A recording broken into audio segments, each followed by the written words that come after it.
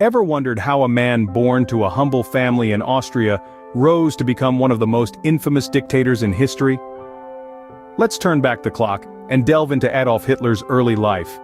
Born in the small town of Braunau am Inn, Hitler was a dreamer with aspirations of becoming an artist. His dreams, however, were dashed by a stern father who saw little value in his son's artistic pursuits. With a heavy heart, Hitler moved to Vienna, hoping to make a name for himself as a painter. But life in the city was harsh, and he found himself struggling to make ends meet. It was during this time that he developed a deep resentment towards the city's elites. When World War I broke out, Hitler saw an opportunity and enlisted in the German army. The experience of war was transformative. It hardened young Hitler, giving him a sense of purpose and direction. These experiences hardened young Adolf and set the stage for his eventual rise to power. Imagine being a soldier returning home to a country in shambles, burdened by the weight of a punitive peace treaty. This was Germany after World War I. The Treaty of Versailles, signed in 1919, left Germany economically crippled, its pride wounded, and its people seething with resentment. The treaty demanded Germany to accept full responsibility for causing the war, and to pay a staggering sum of reparations, a burden that sent the German economy into a tailspin. The national psyche was bruised, and a sense of humiliation and betrayal pervaded the nation. It was in this climate of frustration and anger that a certain Adolf Hitler began to rise in politics. Hitler, a master manipulator, capitalized on this resentment, blaming the treaty and its endorsers for Germany's woes. He promised the restoration of German pride and prosperity, a message that resonated with the disillusioned populace.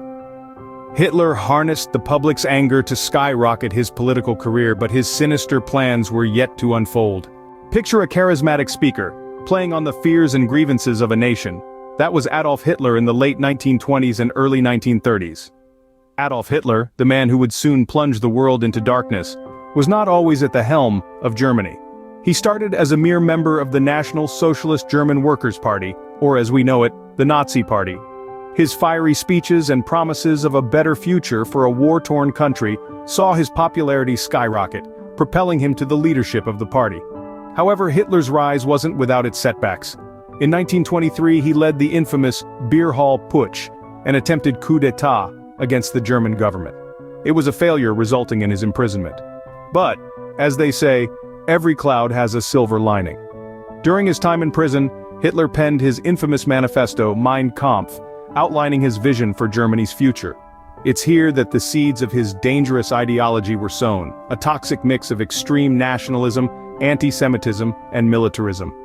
Upon his release, Hitler returned to a Germany in the throes of the Great Depression. The Nazis exploited the economic crisis, promising stability and scapegoating minorities for the nation's woes. Their message resonated with a desperate populace, and by the end of the decade, the Nazi Party was the largest in the German parliament. By 1933, Hitler had become Chancellor of Germany, but the worst was yet to come. How does a man go from being a chancellor to a dictator, leading a nation into a devastating world war? It all started with a piece of legislation known as the Enabling Act. This gave Hitler the power to make laws without the involvement of the Reichstag. In essence, it provided the legal framework for his dictatorship. But Hitler didn't stop there. The Night of the Long Knives marked a turning point in his reign. This purge eliminated potential threats within his own party, consolidating his power even further. It was a calculated move, one that showed his ruthlessness and determination to hold absolute control. With his power unchallenged at home, Hitler then set his sights beyond Germany's borders. His aggressive foreign policies violated the Treaty of Versailles, rearming Germany and reclaiming lost territories. This was a clear sign of his expansionist ambitions that would soon plunge the world into a devastating war. Hitler's manipulation of the German people and his exploitation of their fears and prejudices were key factors in his rise to power.